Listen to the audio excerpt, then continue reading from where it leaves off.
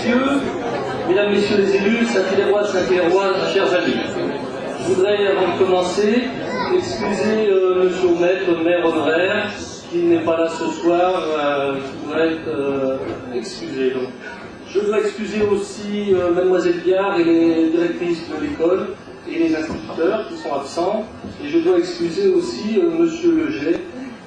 Donc, encore une magnifique œuvre devant moi. Je vous remercie d'être venus nombreux une nouvelle fois en cette salle des fêtes pour la traditionnelle cérémonie des vœux au Saint-Hilaire-Rois. Cette cérémonie des vœux devait être la dernière de ce mandat, mais compte tenu du calendrier électoral chargé de l'année 2007, le législateur a décidé de reporter les élections municipales, cantonales et sénatoriales à l'année 2008.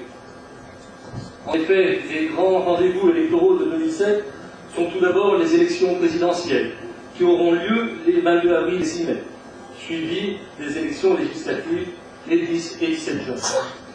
Certains candidats pensaient pouvoir rapprocher les élections locales à l'automne 2007, mais les délais légaux étant incompressibles, cela rend impossible cette proposition et les conseils municipaux actuels devront donc siéger une année de plus. Des élections qui ont émaillé aussi la scène internationale l'an passé, comme en Italie, où Romano Prodi a succédé à Silvio Berlusconi. En Haïti, c'est René Préval qui a accédé à la présidence de la République, tandis qu'au Chili, pour la première fois, c'est à une femme que sont confiées les responsabilités suprêmes. Aux USA, les élections de mi-mandat ont été remportées par les démocrates, qui sont maintenant majoritaires à la Chambre des représentants et au Sénat. Lors de ce scrutin, c'est la politique de George Bush qui a été sanctionnée, surtout sur sa façon de conduire la guerre en Irak, où 3000 Tchiaïs ont perdu la vie depuis la fin administrative du conflit. Irak, où la condamnation et l'exécution du dictateur Saddam Hussein ont eu lieu récemment. Deux autres grands criminels contre l'humanité ont disparu aussi en 2006, Slobodan Milosevic et Augusto Pinochet. Mais ces disparitions ne règlent pourtant pas tout. Il reste des coins du monde sous des régimes autoritaires. À Cuba, Fidel Castro, bien que malade, dirige toujours le pays d'une main faible. Et en Corée du Nord, les dirigeants ont fait des essais nucléaires malgré les oppositions du monde entier, et notamment de l'ONU. L'ONU, l'Organisation des Nations Unies, a changé de secrétaire général en cette fin d'année. Et c'est le Sud-Coréen Ban Ki-moon qui succède à Kofi Annan. Chaque année porte aussi son lot de catastrophes dans le monde.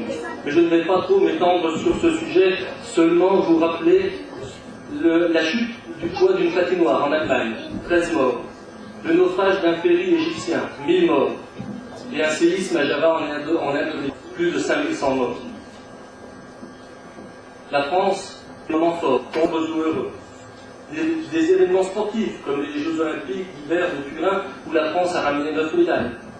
Puis la Coupe du Monde de football, où notre équipe nationale ne partait pas favorite, mais est arrivée en finale. Vous savez un air de déjà vu en 1998 et une euphorie naturelle. Et pour terminer l'année, Laure Manodou est devenue championne d'Europe de 400 mètres nage libre. Des affaires ont aussi secoué la France.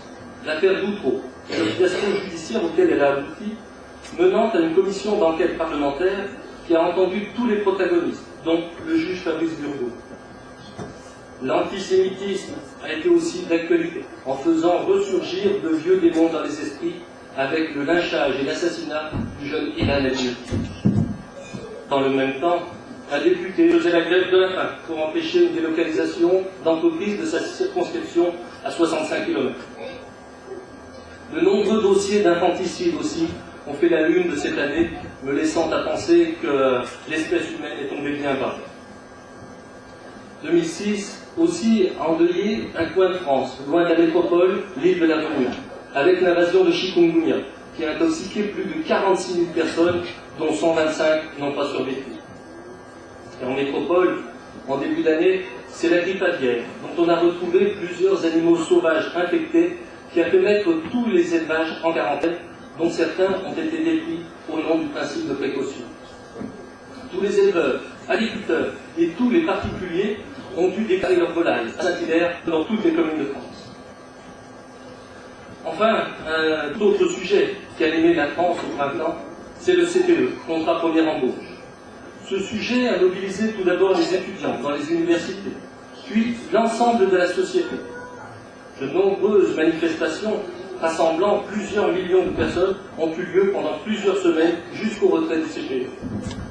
Malgré tout, avec ou sans CPE, la bonne nouvelle de 2006 a été la baisse du chômage durable tout au long de l'année.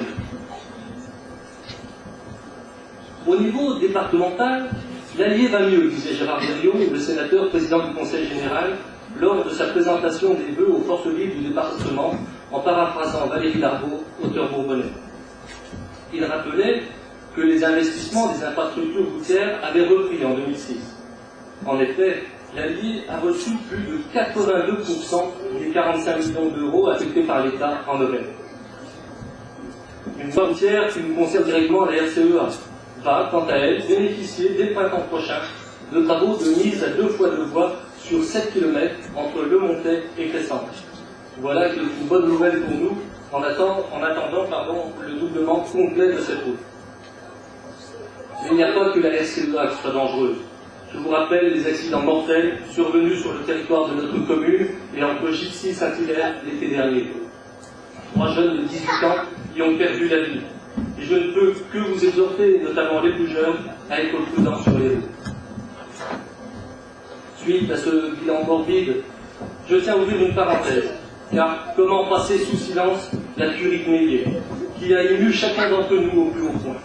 Comme quoi, de nos jours, tout peut arriver, même dans nos zones rurales.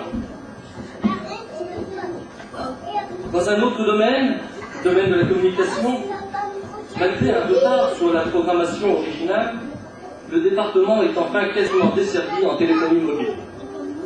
L'accès à l'ADSL est quant à lui disponible sur 96% du territoire. Il sera couvert entièrement d'ici 2 ans grâce à un partenariat avec le Conseil régional. La TNT est arrivée, elle aussi à grands pas, et couvre maintenant une large partie du territoire départemental. En termes d'éducation maintenant, comme vous le savez certainement, le Conseil général gère le niveau secondaire que représentent les 35 collèges du département. Dans son programme Collège 2008, il investit en restauration ou en reconstruction 87 millions d'euros sur 5 ans. Le Conseil général est aussi un partenaire privilégié des communes. Il soutient financièrement les aménagements lourds dans les communes rurales, les projets d'envergure dans les agglomérations, comme les 300 aquatiques de Moulins, Vichy et Montluçon, ou encore le Centre national du costume de scène à Moulins, et le théâtre de Cusset, ou celui de Montluçon, inauguré par Audrey Tautou, très célèbre actrice bourbonnaise. En matière économique, l'Allier a connu de nouvelles installations d'entreprises, ou des développements d'entreprises en 2006, comme Satel, Transcom, Meva, NSE, Caravelle et Percal, pour plus de 500 nouveaux emplois. Dernièrement, l'annonce du projet de la société Atel à Baillé, employant 300 personnes à la construction de son usine et ensuite 80 personnes à sa production, maintient le niveau d'optimisme sur l'emploi. À l'instar de la France, le taux de demandeurs d'emploi en Allier a diminué de 10% en un an, mais se situe un peu au-dessus de la moyenne nationale, à 8,9% de la population alliée contre 8,7%. Enfin, le département d'Allier a fait parler de lui par les émissions de télévision telles qu'Interville et La Carte au Trésor. Et dans le domaine cinématographique, le département a une nouvelle fois servi de décor au tournage du film Le Temps des Portes Plumes.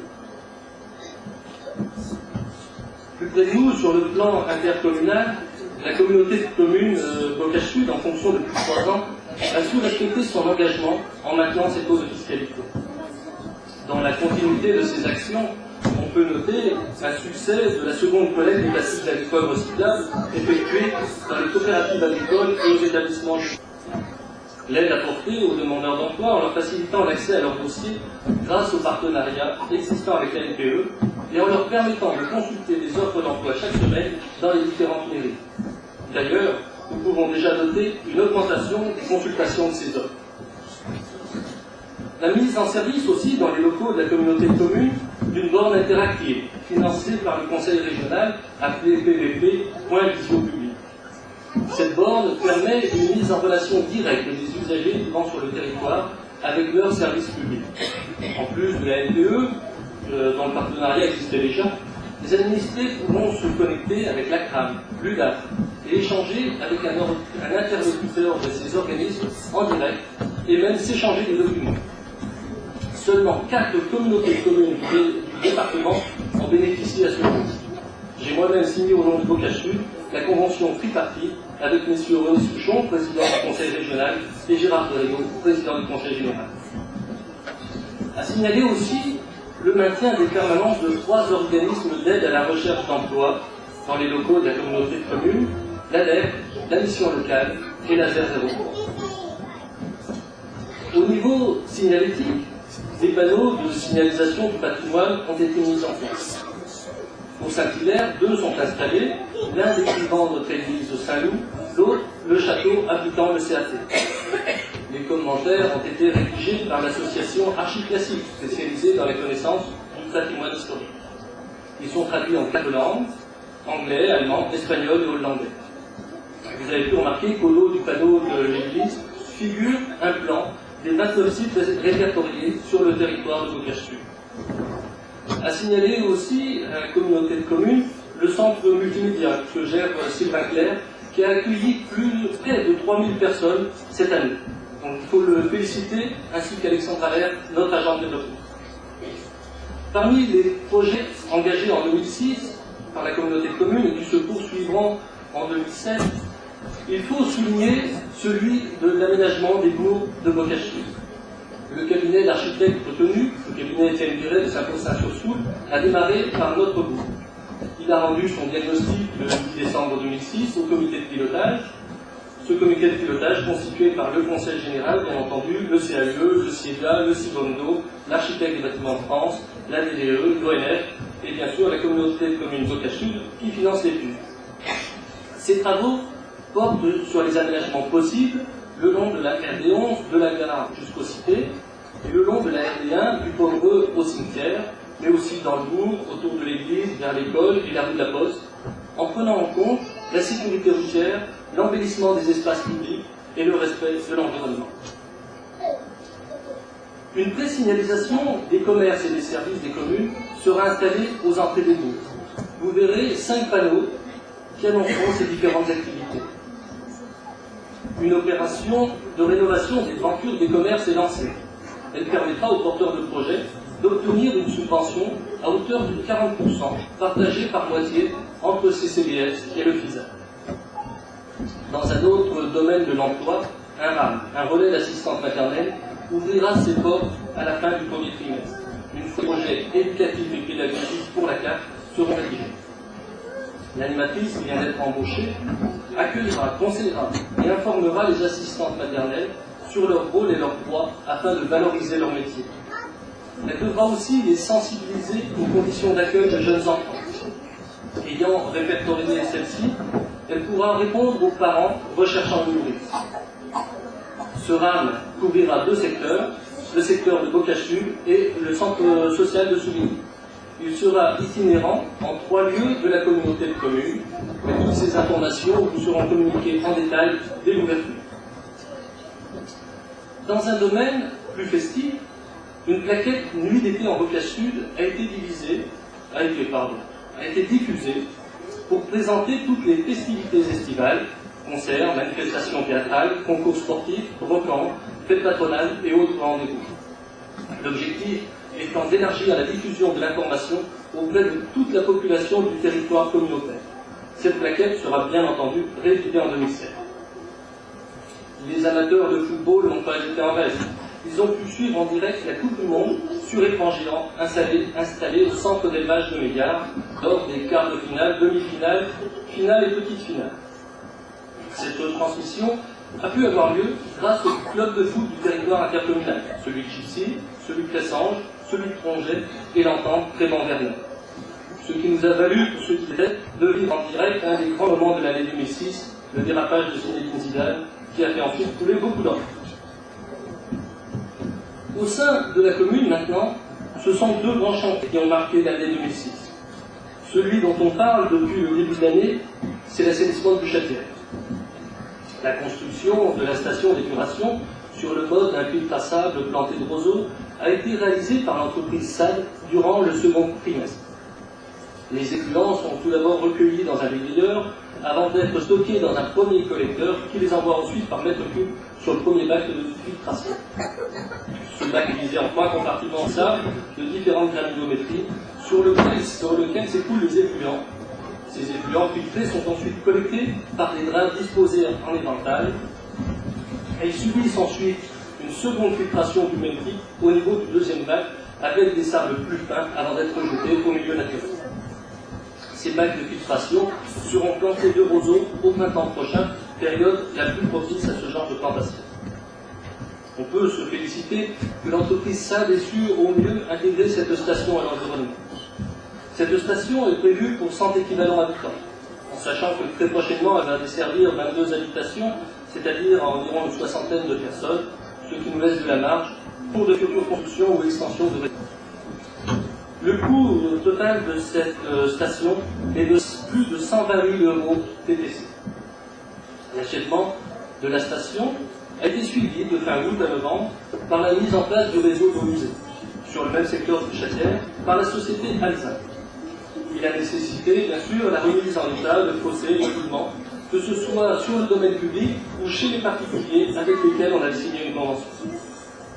Ce réseau mesure un peu plus de 800 mètres.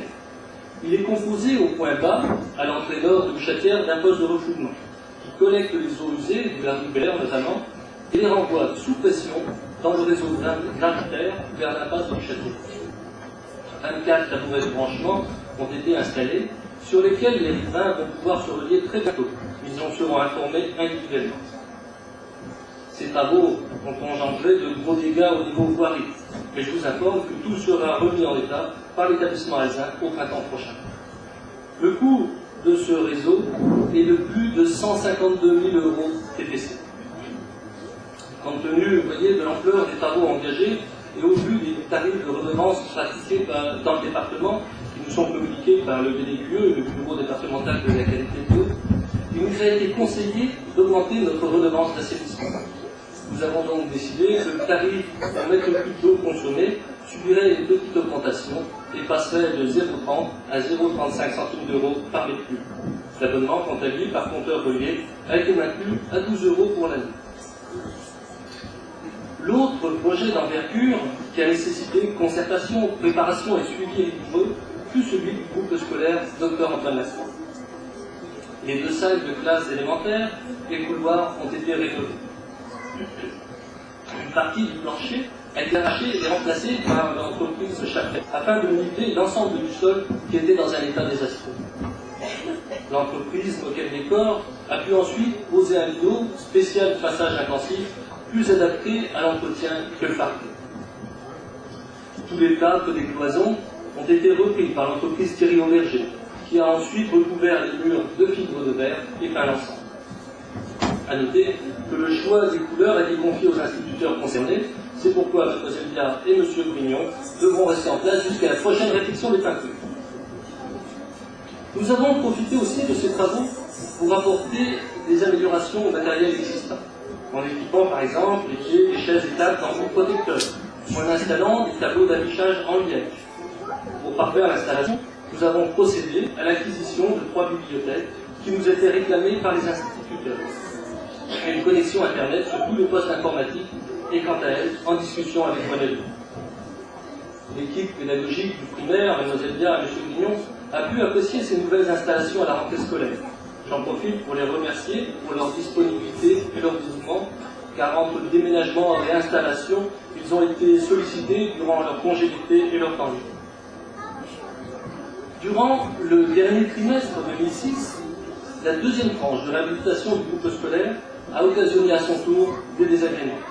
Les toitures de la garderie, du réfectoire, de la cuisine, ainsi que celles des classes maternelles, ont pu se faire dans les délais impartis grâce à un automne ensoleillé qui a permis à l'entreprise Adlar de travailler dans de bonnes conditions. Heureusement que le temps était imparti pour les enfants, car le préau a été lui aussi interdit pendant quelques semaines. Le revêtement de la terrasse du préau a été complètement changé pour un problème d'étanchéité. L'entreprise Brière a créé une évacuation des eaux pluviales supplémentaires. Et sous le préau, un faux plafond insonorisant a été installé par l'entreprise Thierry Auberger. Le résultat est éloquent et apporte un nouveau confort aux enfants. Le coût global de tous ces travaux au groupe scolaire Dr Antoine Lacroix est de plus de 113 000 € TTC. Tous ces travaux ont occasionné plusieurs déménagements pour la sécurité pour Bambin. Pendant près d'un mois, la classe de maternelle a été délocalisée ici, dans cette salle des fêtes, où Mme Tragler et François Sabistin ont su recréer l'ambiance conviviale de la maternelle. Elles aussi, elles se sont montrées disponibles et complaisantes pour accepter de travailler dans des conditions difficiles. La garderie a aussi déménagé plusieurs fois quand les pouvoirs travaillaient au-dessus du local. Éric Bouchon et François Sabistin ont su s'adapter à la situation au fur et à mesure de l'avancement des travaux et ont continué à réserver un bon accueil aux enfants. Si les conditions d'entretien des locaux du groupe scolaire sont désormais améliorées, Noël Pasquier, elle aussi, a dû faire face à plus de ménages durant la période des travaux. Et pendant que je vous parle de l'école, il me faut vous dire avec quelle joie on a accueilli plus de 60 enfants dès la rentrée des classes. Depuis, plusieurs familles ont inscrit leurs enfants, ce qui porte l'effectif à 65 élèves à l'heure actuelle et d'autres inscriptions sont prévues. Cette année, la classe de maternelle compte plus de 30 bambins. Mais Mme Tragler, la nouvelle institutrice qui a remplacé Mlle Fer, aidée par Françoise Sabistin, s'occupe très bien de cette classe un peu chargée et très masculine. D'ailleurs, vous avez pu le constater lors du spectacle de fin d'année de l'Amicale Laïque, au cours duquel, sur les 27 enfants présents, les 6 filles se sont transformées en mannequins le temps d'un défilé et les garçons en 21 Johnny en l'air.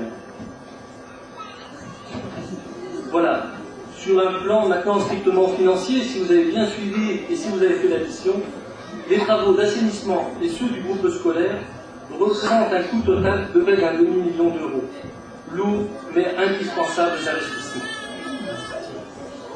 En dehors de ces deux programmes de travaux, l'année dernière, à cette même tribune, je vous parlais des désagréments pour la circulation occasionnés par les travaux du rond-point et la réfection de la canalisation principale d'adduction d'eau de la R1.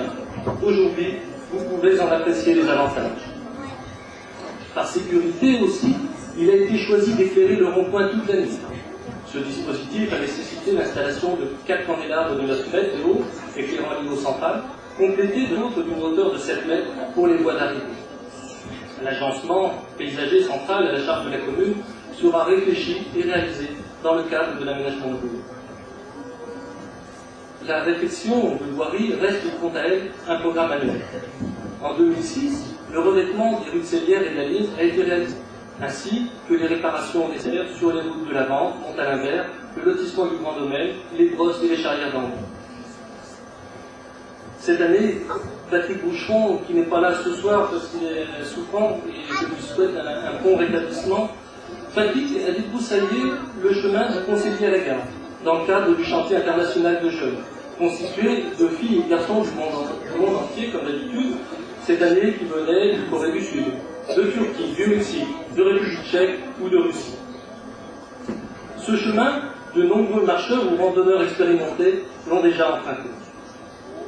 Comme les années précédentes, le chantier s'est déroulé dans une bonne ambiance. Les jeunes ont apprécié votre accueil, les soirées organisées, notamment avec le club des jeunes, avec le CRT, mais aussi le pique-nique avec les élèves de l'école. Ils ont pu découvrir le pays et repartir un souvenir en tête. Ils ont quitté notre commune avec, dans leur bagage, un t-shirt avec la photo de leur groupe prise lors du cours d'accueil à Saint-Hilaire.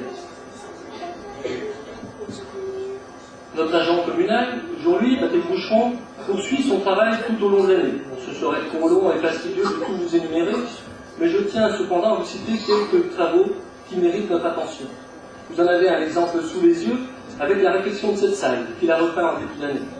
Nous rendons cette salle chaque année un peu plus accueillante et fonctionnelle, mais nous sommes conscients de ce qu'il reste à accomplir. Lors de départ de locataires de logements communaux, nous mettons aussi à contribution Patrick pour rénover et, si possible, améliorer l'habitat. Le cimetière reste aussi un lieu où nous sollicitons souvent notre employé communal pour son entretien. D'autant plus depuis que nous avons lancé notre procédure de reprise des concessions en très mauvais état. Ce travail, scindé en plusieurs étapes, doit être réalisé sur 4 années et demande un suivi rigoureux. Le 15 février dernier, comme vous en avez été informé, je me suis rendu au cimetière accompagné d'un officier de police judiciaire et d'une dizaine de familles concernées. Nous avons procédé au constat d'abandon des concessions perpétuelles centenaires non entretenues. Le procès verbal, signé à la suite, a été adressé à tous les concessionnaires connus. Ces sépultures sont d'ailleurs identifiées par un panonceau, comme l'oblige la loi.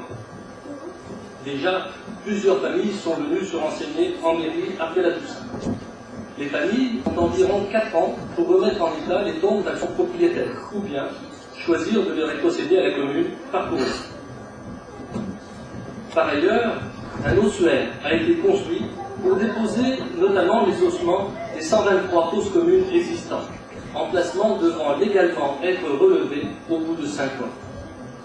J'en profite pour vous demander à tous de respecter ce lieu de recueil, car nous avons eu à déplorer le dépôt de fleurs fanées, vases cassés, papiers et autres détritus à cet emplacement. Je vous rappelle, à toute fin utile, que des containers sont mis à votre disposition depuis 2 ans sous l'abri au centre du cimetière. J'espère que ce fâcheux constat relevé à plusieurs reprises ne sera plus d'actualité dans l'avenir. Quant aux ventes de concessions au cimetière, nous avons dû réviser leur prix sur les conseils de la préfecture. Nous restons à votre disposition pour tout renseignement en mairie. Patrick a été sollicité aussi cette année, plus amplement, pour les décorations de Noël, où il a su créer de superbes motifs que vous avez pu admirer. Il a aussi décoré le sapin de la place, les façades de la mairie et de la salle des fêtes, installé des sapins à l'école et dans les salles communales. À noter, comme l'an passé, la participation des jeunes du foyer d'hébergement du CAP dans la confection des décorations, et je les en remercie. En parlant de Noël, les enfants ont pu, eux, bénéficier, avant les vacances, d'un film sur écran géant. Moi, j'ai eu la chance d'accompagner le Père Noël dans sa distribution de cadeaux et de chocolat. Le Père Noël a été couvert de bisous de tous les enfants et remercié par de nombreux dessins des enfants de maternelle. Dessins qu'il m'a confiés en partant et en me demandant de les afficher. Vous les avez devant vous ce soir. Pour en revenir aux agents communaux, en mairie, le personnel est aussi très sollicité. Tous les dossiers importants que je viens de vous présenter ont fait l'objet de montages administratifs et financiers souvent très complexes. Roselyne Fromenteau, notre secrétaire, a comme chaque année su rechercher les subventions pour concrétiser nos projets. Elle a aussi élaboré les cahiers des charges en collaboration avec les maîtres d'œuvre. De plus, Roselyne et Patrick participent à toutes les réunions de chantier, où ils apportent leur vision administrative et financière pour eux, technique. Ainsi, l'équipe contribue au suivi de ces dossiers. Géraldine Pernier, quant à elle, assure journellement l'accueil du public et le secrétariat. Mais avec la suppression de la permanence de l'assistante sociale, elle va être amenée à traiter encore plus de demandes d'aide sociale. Le personnel que j'ai déjà eu l'occasion de féliciter et de remercier individuellement, en sachant que je peux toujours compter sur eux. Et je dirais que l'adage qui dit qu'un squelette vous manque et tout est repeuplé leur est bien adapté. J'en ai fait l'expérience cette année passée, ils ont dû s'absenter les uns et les autres pour des raisons plus ou moins heureuses, mais à chaque fois, ils ont été remplacés par les collègues et chacun a fait de son mieux pour assurer la continuité du service. Pendant l'absence de Françoise Tabutin, Éric a assuré la garderie et nous avons embauché Madame Marie-France Savignon pour assister l'institutrice. Lors de l'absence d'Éric Bouchon pour la naissance de son fils Antonin, les enfants ont déjeuné au CAP, ce qu'ils apprécient toujours. Au niveau de la garderie, après 2 jours de remplacement au pied levé par Françoise, nous avons recruté Madame Régine Anglais pour remplacer Éric. Lors de l'absence de Roselyne Fromenteau pour son congé d'adoption lors de l'arrivée de Marie Le Loine, Géraldine l'a remplacée sur son poste et nous avons embauché Madame Patiageux à la clé. Dans un autre domaine, dans le domaine associatif, la vie de la commune est rythmée d'événements orchestrés par nos nombreuses associations. Tout d'abord, l'amicale laïque, dont je vous parlais un peu en amont, a maintenu avec succès ses traditionnelles soirées théâtrales ainsi qu'un repas costumé. Le club des aînés des Bords du Morgon a lui aussi poursuivi ses concours de belote, ses portes ouvertes, ainsi que ses rencontres bimensuelles avec beaucoup de convivialité. Saint-Hilaire Pétanque a organisé, comme chaque année, des concours qui ont connu une influence diverse selon la météo. l'association adéquate continue d'assurer dans la bonne humeur son atelier des petites mains et sa séance de gym hebdomadaire. Le comité des fêtes a quant à lui reprogrammé ses manifestations habituelles, dont la fête patronale, qui s'est clôturée par un feu d'artifice unanimement apprécié. L'association Saint-Hilaire-en-Bourbonnais, créée il y a tout juste un an, a organisé plusieurs manifestations. Après un loto pour Pâques, une soirée à thème et une veillée bourbonnaise ont été mises en œuvre avec la collaboration de M. Guy Leger. Une marche autour des Puymines et de leur histoire a été commentée par M. Debriel. Les 19 et 20 août dernier, l'association a participé au premier rassemblement des Saint-Hilaire de France avec une quarantaine de ses membres à Saint-Hilaire-la-Palue dans les Deux-Sèvres. Et pour finir l'année, Saint-Hilaire-en-Bourbonnais a organisé le réveillon de la Saint-Sylvestre. Je peux vous dire que le rassemblement des Saint-Hilaire de France 2007 aura lieu à Saint-Hilaire-en-Linière dans le Cher. Et je peux déjà vous informer aussi que l'association Saint-Hilaire-en-Bourbonnais a choisi d'organiser ce rassemblement national en 2008. Le président de l'association tiendra une réunion publique dans les semaines à venir, ouverte à tous ceux qui sont intéressés par cette manifestation pour laquelle, vous en doutez, de nombreux bénévoles seront nécessaires. Il me reste à saluer toutes les autres associations que je n'ai pas citées, mais dont le travail mérite tous mes encouragements. Je remercie de leur présence tous les présidents et tous les membres ici ce soir. J'en profite pour saluer et remercier aussi les membres du CCAS pour cette année de travail. D'autres manifestations ont eu lieu sans être placées sous l'égide d'une association. Par exemple, le 7 mars dernier, la course cycliste Paris-Nice a traversé notre commune d'ouest en est. Il m'a été agréable de voir combien vous avez été intéressés par son passage. En effet, vous étiez plusieurs centaines de personnes amassées au bord de la RD1 à suivre la course lors de sa deuxième étape, partie de série. Les élèves de l'école étaient eux aussi très présents et ont su se faire entendre lors du passage des coureurs. Les enfants, sollicités par une chaîne de télévision du câble, ont participé à un concours de banderoles. D'ailleurs, ils ont été récompensés par de nombreux lots, stylos, livres pour les classes et photos de banderoles dédicacées par Richard Durand. L'autre exemple a été moins sportif, mais plus culturel. En effet, certains d'entre vous ont pu être charmés par le talent de deux jeunes artistes. Elles nous ont interprété des airs de musique lyrique classique de Vivaldi, Mozart, Rossini, Verdi, Defala, Purcell, Mendelssohn. Ce concert a eu lieu dans notre église Saint-Louis, se prêtant bien acoustiquement à accueillir ce genre de manifestation. Je serais heureux de voir renouveler ce type d'événement culturel dans le cadre d'une nuit d'été en Bocachut, comme j'ai pu y faire allusion il y a quelques instants. Mais la commune vit aussi, surtout, j'allais dire, grâce à ses commerces, l'épicerie, le bar tabac, le magasin Chibuzo, le CAT et ses nombreuses activités, le bureau de poste, sans oublier les artisans. Je les remercie tous vivement pour leur participation au développement économique de notre commune. Et j'ai passé volontairement sous silence la boulangerie pour y revenir un peu plus longuement. Après presque une année d'activité, durant laquelle les Saint-Hilaire étaient satisfaits de leur boulanger, la famille Tissier semblait s'être intégrée à la commune et, coup de théâtre fin août, ils n'ont pas repris leur activité après leur congé, et cela sans prévenir quiconque. Ils sont partis en plus avec la quasi-totalité de tout le travail. Actuellement, le propriétaire des murs est en procès afin de récupérer la licence de son bâtiment. Dès que l'affaire sera jugée, nous l'aiderons de notre mieux à réinstaller un repreneur. Tâche lourde et délicate vu l'état actuel du commerce. Mais nous vous tiendrons de toute façon informés de l'évolution de ce dossier. Maintenant, puisque j'étais un peu long, je vais vous présenter très brièvement quelques projets que je vais proposer au conseil municipal pour 2007. Tout d'abord, procéder à la déclaration de l'étang du bourg que nous venons d'acquérir en 2006. Suivi d'une étude de l'état de la ville, nous signifiant les différentes méthodes et les coûts pour pallier aux fuites continueuses. Comme chaque année, bien entendu, un programme de voirie sera réalisé en fonction des priorités d'entretien. Un petit programme d'aménagement de notre garderie est à l'étude. Et enfin, notre investissement le plus important cette année sera orienté sur l'aménagement de Bourg. Après ces quelques mots, vous voyez, très bref, sur nos futurs programmes 2007, je vais terminer mon propos par la présentation de mes vœux. En effet, en cette année 2006, plusieurs personnes nous ont quittés, des parents, des proches, des amis, qui laissent souvent leur famille en proie à la souffrance, à la tristesse, à la solitude. Je formule le vœu qu'en 2007, ces familles puissent trouver réconfort auprès de vous, auprès de nous, auprès des associations qui animent la vie de la commune. Je formule le vœu que 2007 apporte la guérison à ceux qui souffrent et que la recherche médicale avance.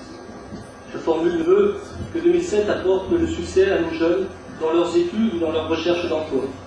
Je formule le vœu que 2007 apporte à nos commerçants et artisans une activité à la mesure de leur espérance. Je formule le vœu que 2007 apporte à l'ensemble de nos associations des participations records à leurs manifestations de l'année.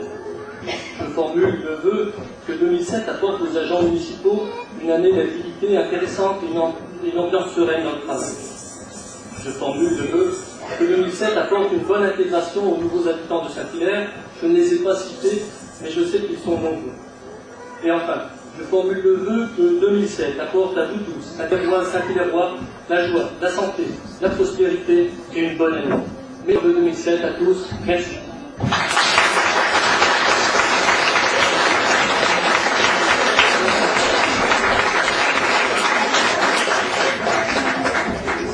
Alors pour bien commencer 2007, je vous invite maintenant à nous approcher du buffet afin de travailler ensemble à cette nouvelle année. Cela non sans avoir remercié auparavant tous ceux qui m'ont aidé à préparer cette soirée et ceux qui sont au service ce soir. Durant le bal d'honneur, un diaporama aussi va être diffusé sur des thèmes abordés, les jeux intervillages, le repas du socialiste, le théâtre de Noël, le rassemblement des Saint-Hilaire et l'opération Protégeant la nature. Merci.